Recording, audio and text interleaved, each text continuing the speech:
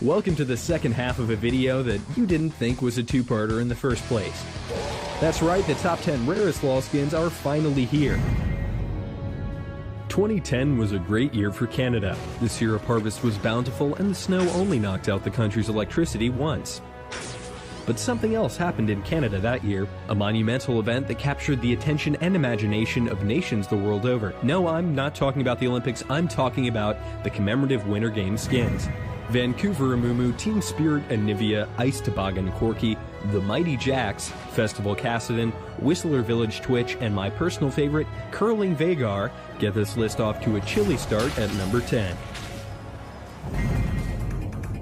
Riot jumped on the April Fool's bandwagon pretty early on in the development cycle, considering that when Earth the Manatee was announced back in April of 2009, the game was still in beta. The joke continued for a whole year, and on April 1st of 2010, Riot stated that they had finally worked out the kinks and were ready to release the minigun-wielding Manatee. Unfortunately for Earth, Warwick was ready with the gank. Warwick donned Earth's likeness in a skin that was purchasable for a whopping 5,000 RP, which was subsequently discounted by 99%. If you were one of the lucky few who bought into this gag, then you quickly found out that the rarity of this skin was no laughing matter.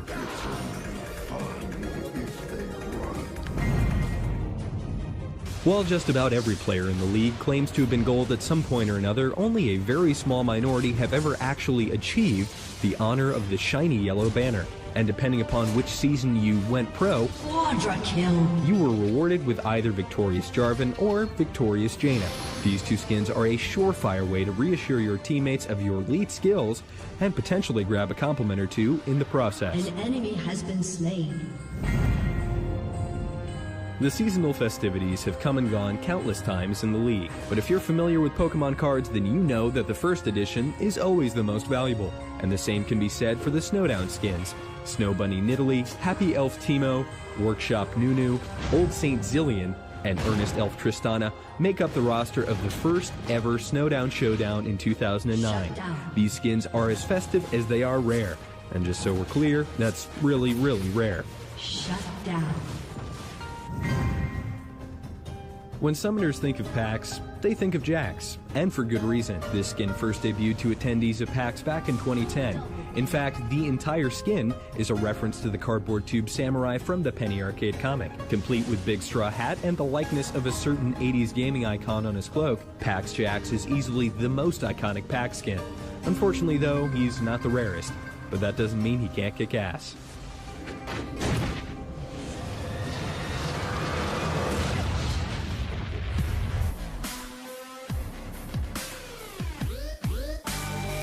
Stay tuned for when we count down the top 5 rarest skins in the league during the third installment in our 4-part series. Only joking.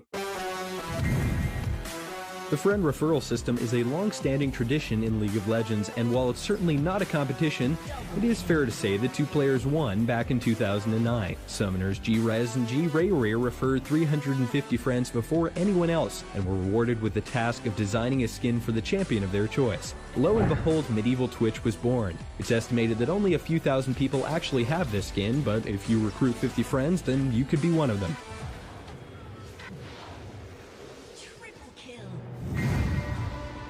Triumphant Rise is deceivingly rare since it's only available to those who, quote, win official competition matches, so you might assume that the only people who own this skin are the members of the LCS bracket.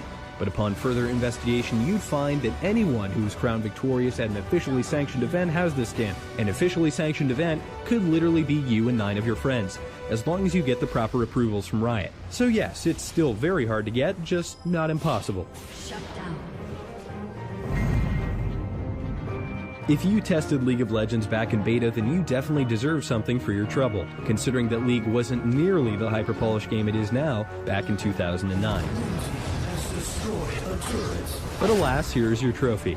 King Rammus is easily one of the simplest reskins I've ever seen, and yet no other skin says I was playing before you quite like this one does. And need I point out the obvious reference to Bowser? I wish Riot could still get away with some of these blatant nods to other video game franchises, like Chief Master Graves and Arthas Karthus.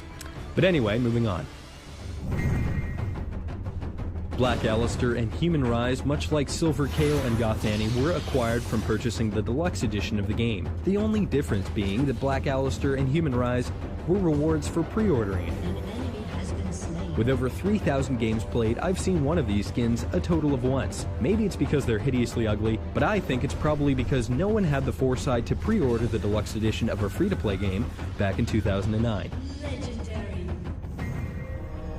Here it is, the moment of truth. The most valuable, rare, and otherwise advantageous skin is none other than PAX TF. When the limited number of TF codes were given away at PAX 2009, League of Legends had just barely released and was by no means even remotely popular.